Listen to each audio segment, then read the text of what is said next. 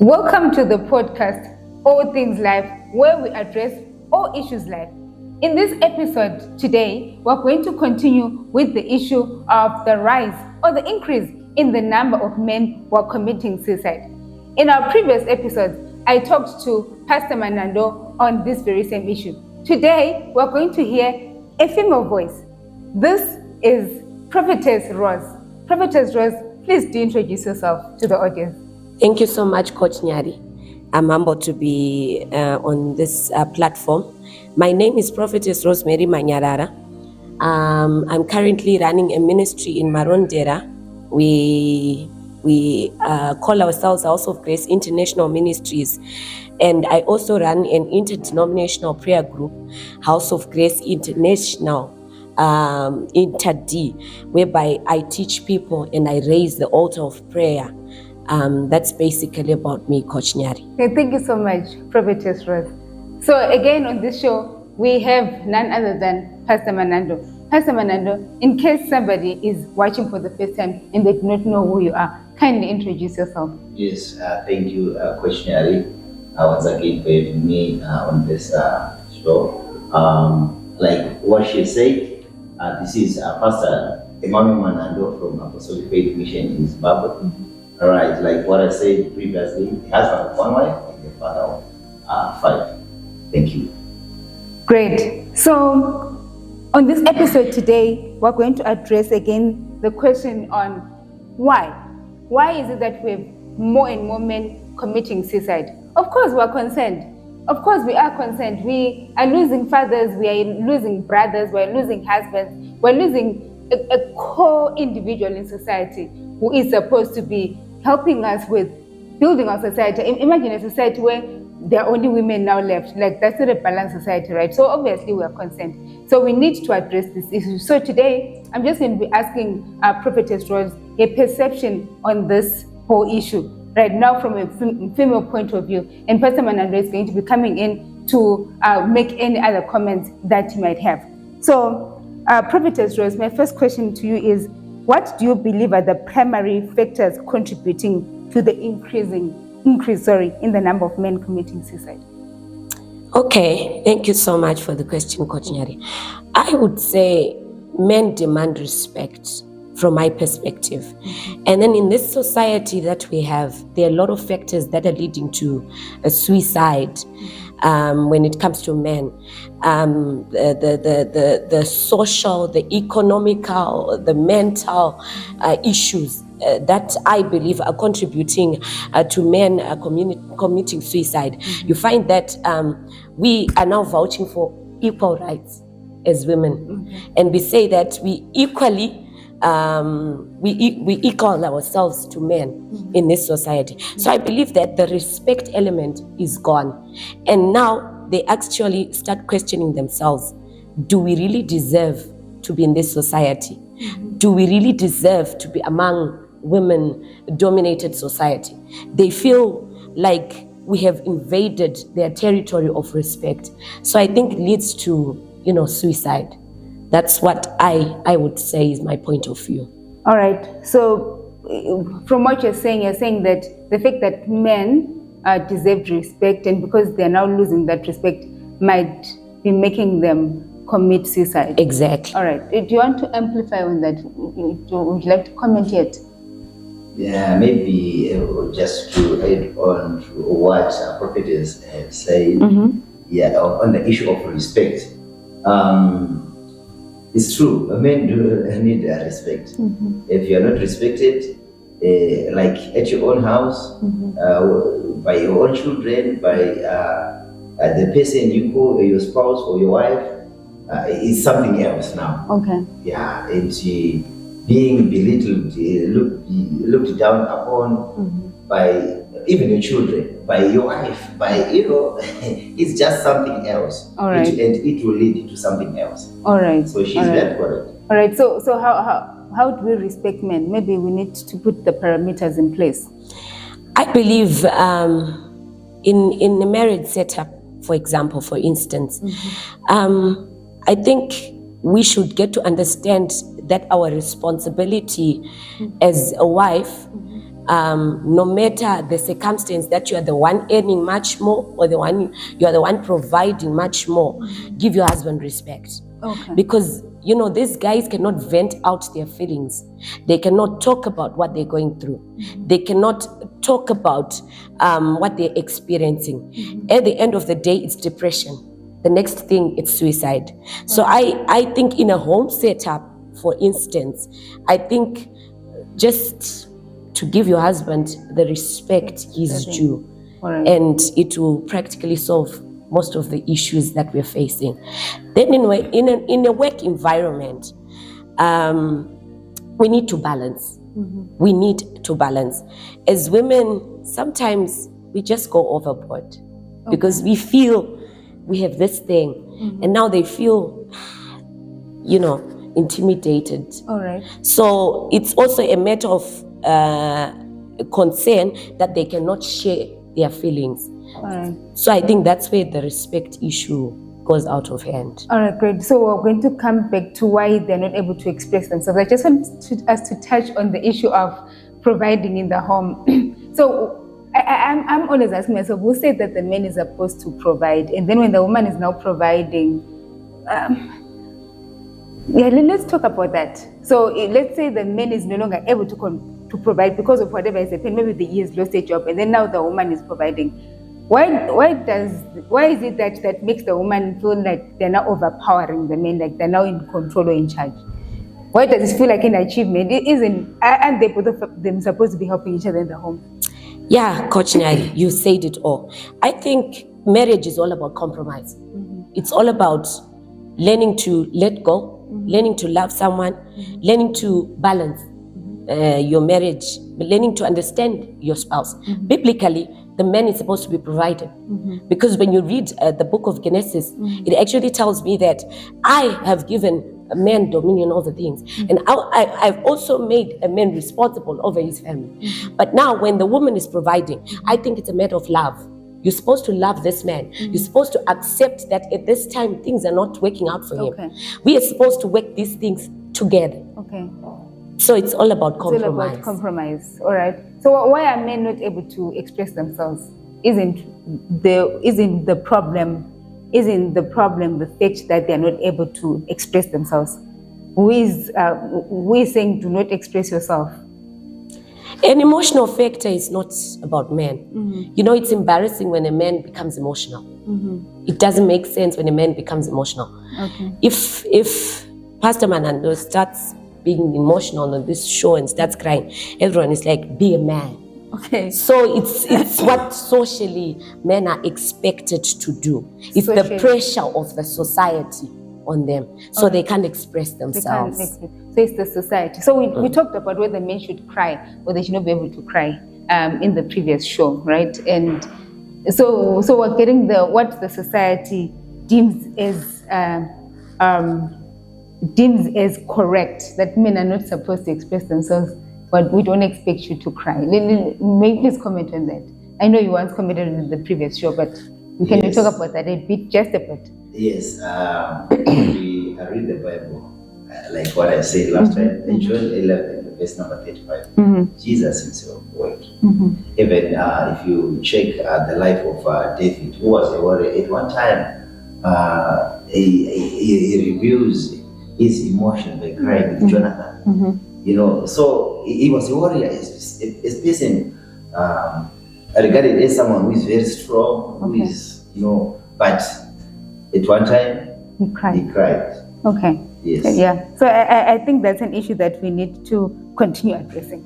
All right, Prophetess Rose, my next question is, how do societal expectations and traditional masculinity play a role in this issue now?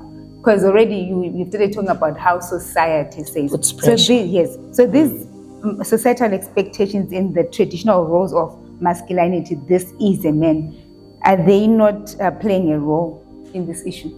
They are playing a role, I believe so. Because like I said, the man is supposed to be strong. The man is not supposed to vent out. The man is not supposed to be emotional. You find out that there is a lot of pressure on man. He's expected to do the running around of providing for the family. He's expected to do a lot of other things. The balance itself will not make sense to him. The next thing, there is pressure. Alright. And when pressure comes in, depression comes and suicide is the next Suicide thing. is the next thing. So I believe society has a lot of impact on men. You find out nowadays, we believe that in a society where there is a balance, but still it's putting pressure on the man, because he feels that when he can't display his emotions, he's in a closed space. He's somewhere he can't relate what is going on in his life. He can't share what is going on in his life. But like Pastor Manando said, I think once in a while it's good to break down. It's good to open up. It's good to tell people what you're going through. But now society that doesn't give the room for that. Okay. So then we're going on to the issue of stigma, right? So what role do you think mental health stigma and lack of support systems have in this crisis? I think it's a matter of lacking that emotional acceptance. That men also come to a point whereby they break down. They come to a point whereby they feel neglected. They come to a point whereby they feel stressed out. Okay. So I think emotionally, we are supposed to embrace the fact that they go through a lot of stuff as well. They're humans. Okay. They're also like us. I like that. They're emotional. They face phases in their lives where they feel they are down and out. And as a pastor or as a prophetess or as an evangelist or as a bishop, we've got a role to play. That's why we say church starts at home. Church starts as a family. So as a family, we're supposed to emotionally support the men. We're supposed to listen to them. All We're right. supposed to let them open up. All right. So what advice would you give to men who are struggling with their emotions or with thoughts or feelings of suicide right now? Probably somebody who's listening to you. I would say that, it's good to open up. Tell someone, find someone you can lean to. Nobody operates on an island. Nobody operates as a one-man band. You've got that someone you can lean on. You've got that someone you can trust. And also, I would say to society, let's embrace these people that have got emotional challenges, emotional breakdowns. Let's give them an embrace perspective, such that they feel welcome, they feel they're loved, they feel that their issues, they're not the only people struggling with them. Okay. A lot of people are going through a lot. Okay. Yes. So, just to support your point, All right. if you read Galatians 6 verses 2, it's actually a command to carry each other's burden. So people should carry each other's burdens, which means that if you are suffering from something, if you have any challenge, if you have any problem, it's good for one to share, because it's actually God's command that we should share problems. All right. Carry each other's burdens. But it looks like when we read that verse in church, it doesn't sound like men are involved. And I think carry each other's burdens is like, not the men should carry their own burdens. Yeah, of course, maybe you can take it that way. But if we also read Ecclesiastes chapter 4, should be verse number 9 following, it talks about two are better than one. All right. What does that mean? If one falls, the other Lift lift the other one up. which means we should assist each other during times of crisis, during times of problems. And remember, Ecclesiastes was written by Solomon Exactly. at his old age, and by then when he went through a lot of things. He's someone, as someone who is at old age, they've acquired a lot of wisdom. All right. They've acquired a lot of things, experience a lot of things in life, to an extent that he understands that two are better than one. All right. Supporting Galatians 6 verse 2. Okay. Thank you. All right. Thank you so much. So how can family and friends support men who may be struggling with mental health issues? From a pastor's perspective, I would like to quote the book of Job. Generally, the story of Job. You hear that Job went through phases in life. He went through situations. Even his friends were against him. His wife was against him. So it's the expectations. You know, everyone expects you to be strong. Everyone expects you that you have fallen, you have to rise because you are the mighty. But nobody is mighty all the time. We have times that we fall. We have times that we experience hardships in our lives. So I believe we have to come to a point that it's not every time that everyone is having a good time in their lives, is having a strength in their lives. Like you find out Job didn't even have support at that time. Right. And if it was in our time, he would have lost it and committed suicide if it wasn't for God. So there's a time whereby we fall in our lives. There's a time whereby we feel our strength is running out. You hear my Bible saying, come all you are heavy burdened and your strength is running out, come to me. God expects this. God is looking forward that there are people, you know, that are passing through these phases in life. So as family, as friends, we need to get to a point whereby we say the expectation stage, sometimes it phases out. And someone, when they are down and broken, they just need a hug. They need a listening ear. They need somebody. Okay. So from what you're saying faith and spirituality can help men to cope Exactly. with mental health issues. Exactly. All right. So how can we work to create a more supportive and understanding environment for men to discuss mental health? Where can we have men's forums or women in men's forums? What can we do in order for us to have a supportive environment? Coach Nyari, you know, in today's world, for instance, there are a lot of platforms that men can actually share their issues. I think it's time we create an environment for them to, you know, have time for themselves. You know, like what they used to do in the times of our fathers. There would be padari, whereby the fathers will go there, discuss their issues, what is bothering them, what are they going through. You know, I think we need to bring back that setup whereby men have a platform whereby they share their experiences, they share the issues that they are facing, even the financial issues, the social issues.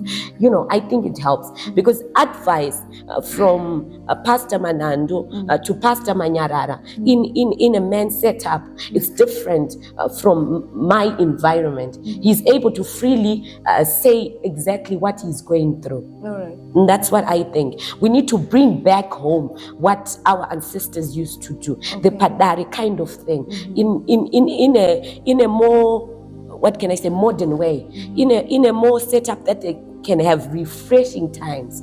Because I believe it's all about a refreshment, a new setup, a new setup of friends, something like that. Okay. Very correct. She is nailing it.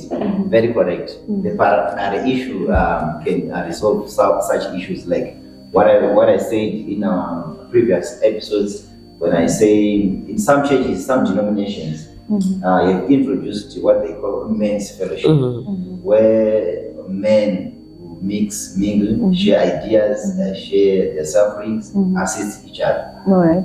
So, but that's the thing. I've heard some men saying that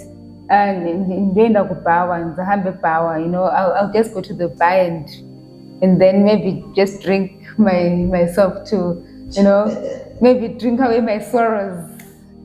You know, is that kind of a forum, the bar, or it worsens the problems? Yeah, of course, they will be trying to solve a problem. I can say with another problem, which is actually it's a danger. Actually, It's actually a danger. It's not right, because there are so many problems that will arise from by so doing. That's when people start abusing drugs, and you know the results of drug abuse. It will also end up in suicidal issues. All right. So you see. So from a female perspective again, are there any steps that can be taken to prevent men from reaching the point where somebody says, I'm ending their life?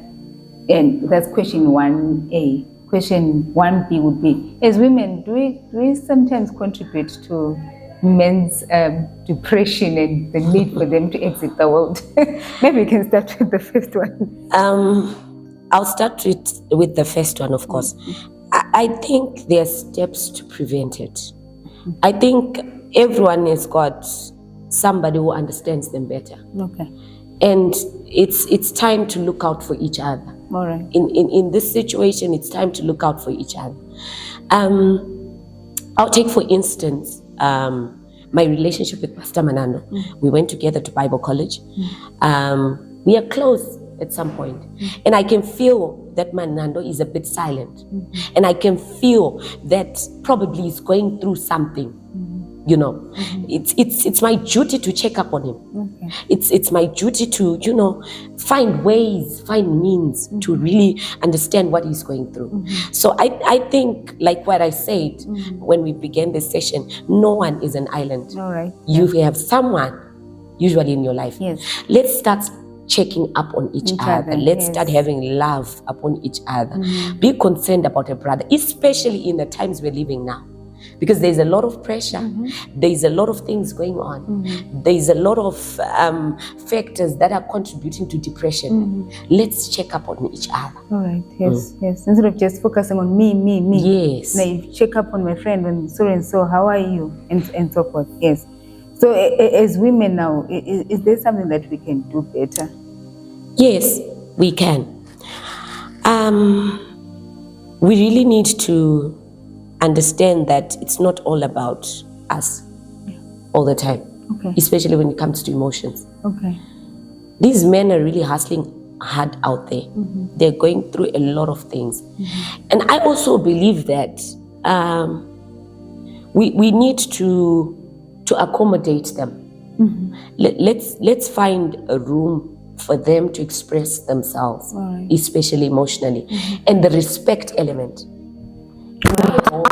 I am supposed to give an understanding to my husband. All right. What is he going through? Is he being able to balance this whole situation, especially when things go downhill, especially when he was the breadwinner, when he was providing? There's a moment in time when you understand your partner is going through a lot, and you just look out for them. So we've got a lot of contributions. There's a sixth sense in every woman. Okay. You know something is wrong. All right. You know something is wrong, Okay. especially when it's in a home setup. All right. Thank you so much. Any last words to our listeners or any comment? Yes, maybe I can say Jeremiah 29:11 says, God is saying to his people, I've got plans for you. A clear indication that our life is so precious to God. So there's no need for us to end our lives when we are in trouble, when we are having challenges. Remember that your life is precious. Remember that God loves you. Remember that God has good plans for you, plans to make you prosper, not to harm you. Thank you. All right. Thank you so much. Any last words? Okay, I love Psalms 23. Okay. The Lord is my shepherd, I shall not want. There is a verse that says, though I pass through the shadow of death. There is a moment in life whereby we go through phases, Nyari.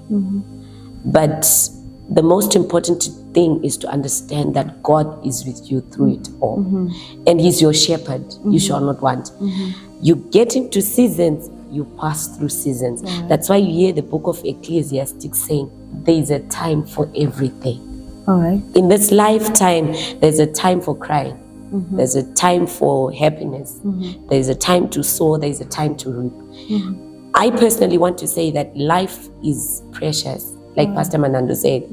And life is a gift that God has given us. Let's not waste it. Live it to the fullest, despite the challenges that we face. And probably let's love one another. Book of 1 Corinthians chapter number 13 says, love is the most important thing. Yes.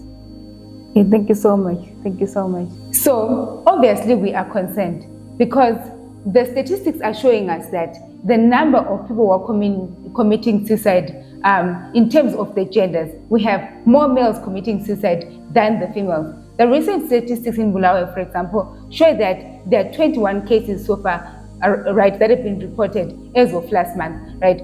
And of those 21 cases, only one was a female. The other 20 were a staggering male number. So obviously there is a concern. Obviously there is an issue. Obviously we're supposed to start talking about it. And the time to talk about it is now. Now we are not really here to provide solutions. We are saying you are the one who's listening right now. You have the solution. We have to talk about this. We have to address this issue of society, and we have to come to a place whereby we address this concern and come up with solutions as society. Thank you so much for watching this episode. Do share and do subscribe and do come on to the show and be part of us. Thank you so much and goodbye.